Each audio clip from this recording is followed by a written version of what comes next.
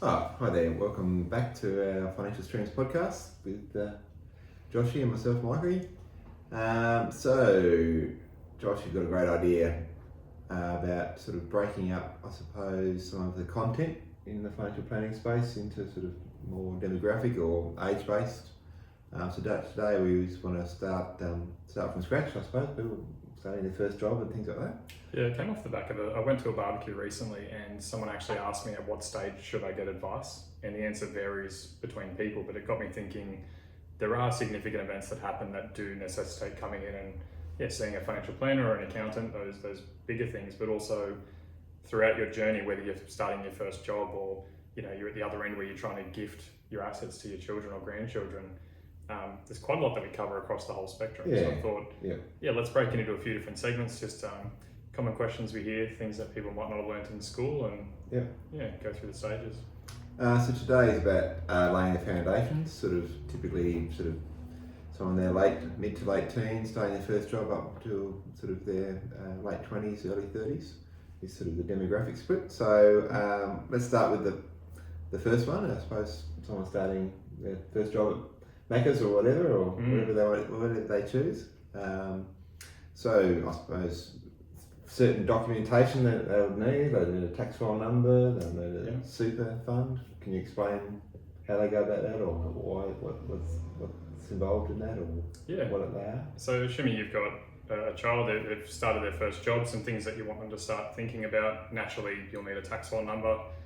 What an employer is going to ask for as well is for their super fund details. So that can often be the first question is, well, what super fund do I even select? Because they all come with varying features and fees and setups.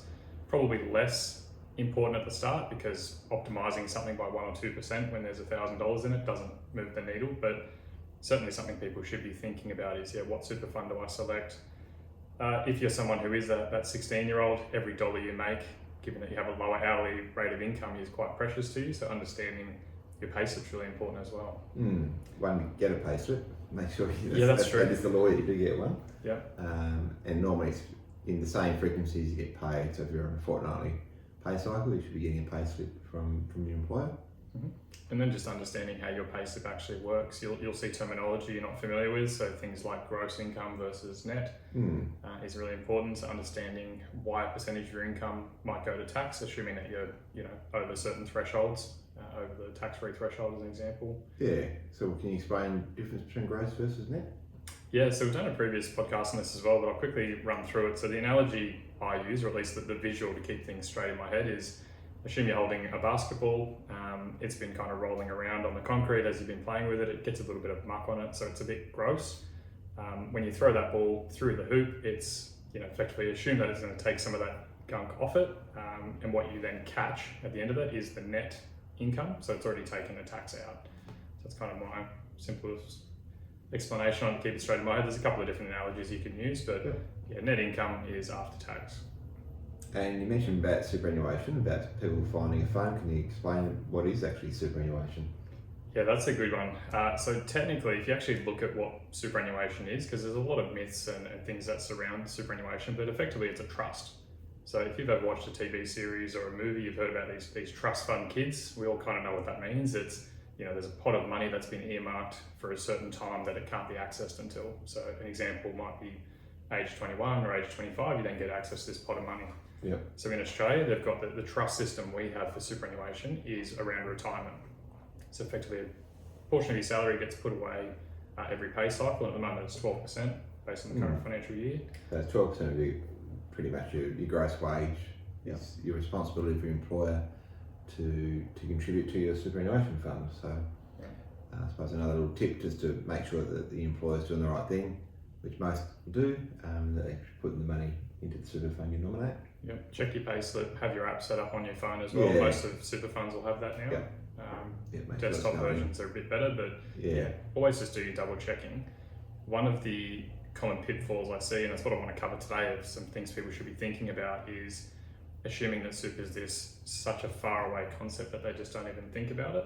But again, the framework I use is, if someone's saying, hey, I'm going to take 12% of your salary and just invest it somewhere, but don't worry about it, don't look at it, you'd say, actually, I'm not really comfortable with that. And yet most people, they do have their super just in the background where they're not quite sure how it's invested, they're not quite sure what the fees they are paying or what the other features they might have access to or insurances that are linked. So I'd encourage, when you do have that superannuation fund, get your app set up and really find out what it is that you're putting money away into each week. Any sort of general tips about where people might go to do their research for superannuation products? Yeah, there's a couple online. They can be a little bit harder to use if you don't know what you're looking for. So I'd probably more be focusing on what questions to ask. So common things that come to mind are, what fees am I going to be paying? What's the selection of investments that I'll have access to? Because there are differences in time frames for investment. One thing I'd be kind of looking at, it's not necessarily about performance at the start, because how much you're contributing to super is going to have much more of an impact than how it's invested in those first couple of years. So yeah, it's really about keeping costs low and having access to your account. They're the main ones at the start. Any general websites, just a Google search you found? Or? Yeah, look, there's one called Product Rex. You can have a look at that. The ATO has some guidelines on what you can look for, but I try not to get into it too much, just because websites like Chant West are another example where sometimes they can be a little bit biased. You don't quite know who's in the background sponsoring certain funds. So you just got to be careful. Have your wits about you on that one, don't you? Look, and the other thing is too, a lot of them will compare fees. So if you're looking for a low fee fund, it might not take into consideration the different terminology. So it might be low fee, but then they've got different levies that are attached that aren't called fees, but they still come out of your account. So yeah, just keep being vigilant about that. But look, most of them are pretty good in Australia for low balances. And then you got some banking basics, I suppose. What's some tips there? Yeah, so that's the next step. So assuming that you're turning up to work regularly, you're earning this gross income, they're paying super on it. Now you've got this net income, and you say, well, where do I want to receive that? Because it's very unlikely that Friday afternoon rolls around and the boss pulls out the till and gives you cash in hand. It has to go somewhere, typically electronically these days. So selecting a bank, and same concept applies to super. It's trying to get an account that has low or no fees on it is really good. You don't want to be watering that down. I'd often be looking at a savings account that's going to allow you to get some sort of bonus interest over time. Especially for someone who's that young, they're probably under the tax-free threshold, so any interest they're earning is probably also not going to be taxed. So I think that's a good structure to do. And same principle, get the app on your phone. And just going, you mentioned about tax-free, so in rough terms, the first $18,200 per annum, it works out slightly more, is a tax-free threshold. So that's how much someone can earn. And just to reinforce, the tax scales for individuals are progressive, as in there's brackets that you go up, but each time you go up, so the next bracket's 45,000 gross per annum, you might go up at what they call marginal tax rate, so you pay more for every dollar you earn above that level, but it doesn't go back and change what your tax position on the previous, in that example, 45,000. So just to sort of bear in mind, some people say, I don't want to earn more money because I'll pay more tax. You pay a little bit more tax on the margin, but as I say to people, even above 45 grand, you're keeping 70 cents in the dollar, and taxman gets 30, so you're still winning. So. Yeah, and that's probably worth us covering in some common myths, because I've heard that quite a few times as well, where the assumption is that once I earn an extra dollar, my boss is thinking about giving me an extra $3,000 a year, but then I'm going to lose $5,000 in tax.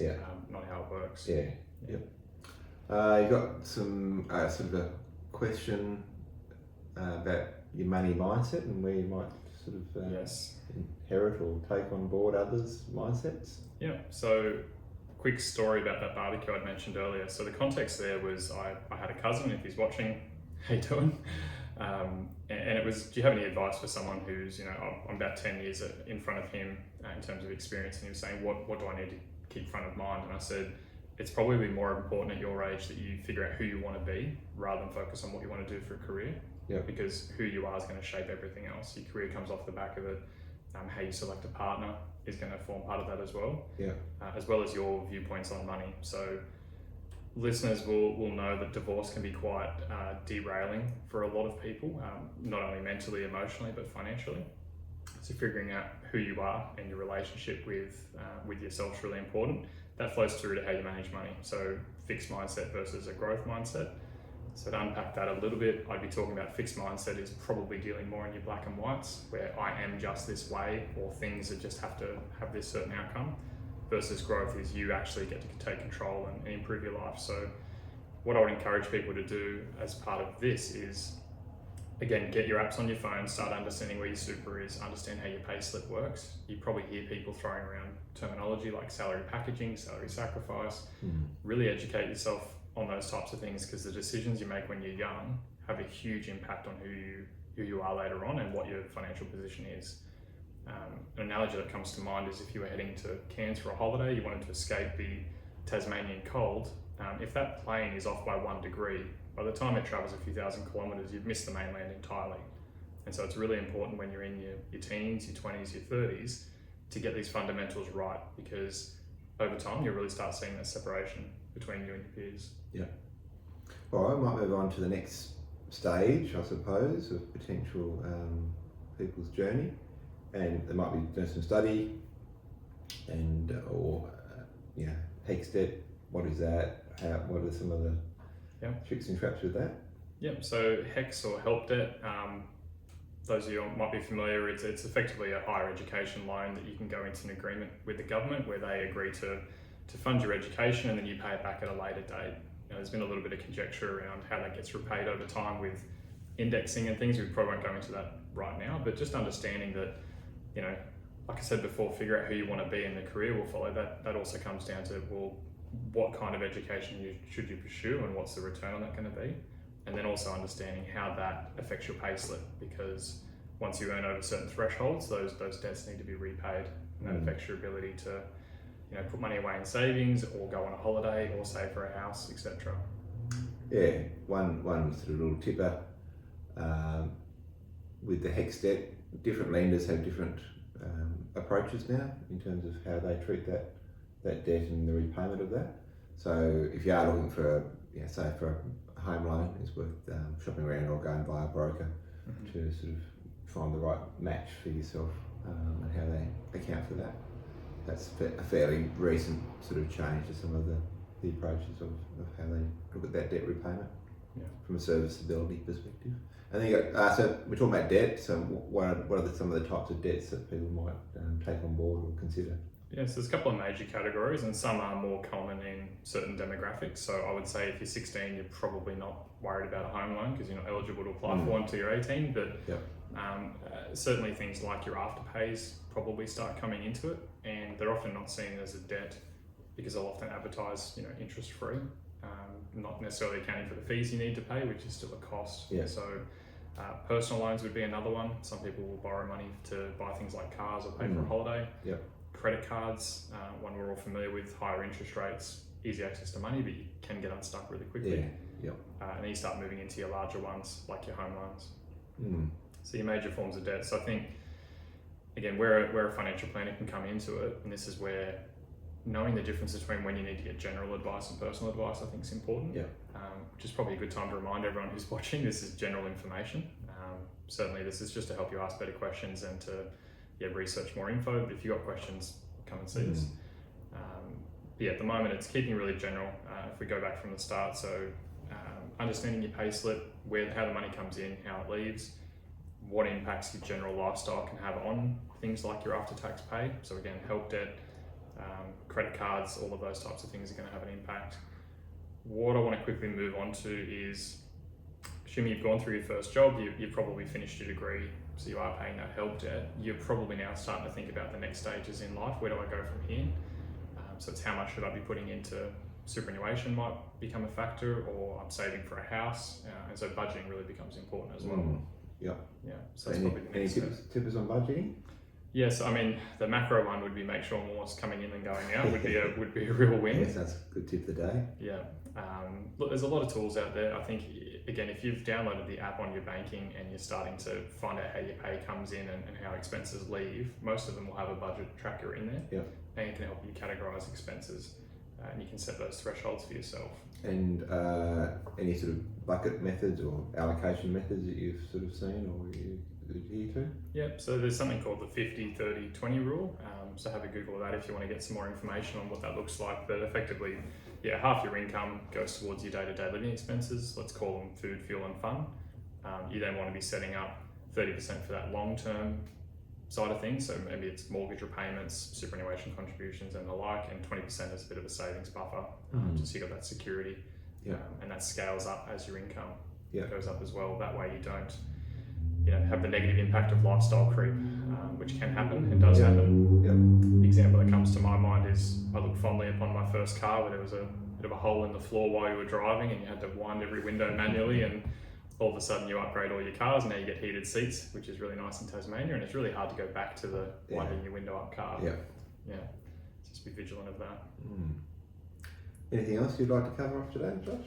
Look, I think in 15 minutes or less we've covered a fair bit of ground there. What I want to do, and with Michael's assistance, is we'll go through a journey of, yes, when you first get your job, all the way through to potentially someone 75 plus, where you're thinking intergenerational wealth transfer, but just key moments along the way where people should at least be stopping and thinking, am I doing the right thing? Am I missing out? Because like that plane example, we want to make sure that if you are going off track, that you're getting back on track as soon as possible and not waiting right until the end. So I suppose in summary, it's about, when you do land your first job, getting the basics set up and having sort of some a bit of basic financial understanding of what bank accounts and superannuation, and then a savings plan to not get off track with going to high interest debt, which can be quite convenient at various times. So rule of thumb is you look at the purpose behind the debt. So there's good debt and bad debt, sort of the way I sort of looked at it. So good debt is like you're borrowing to something that is future value, rather than bad debt's just going on a spending spree and maxing out your credit card on lifestyle.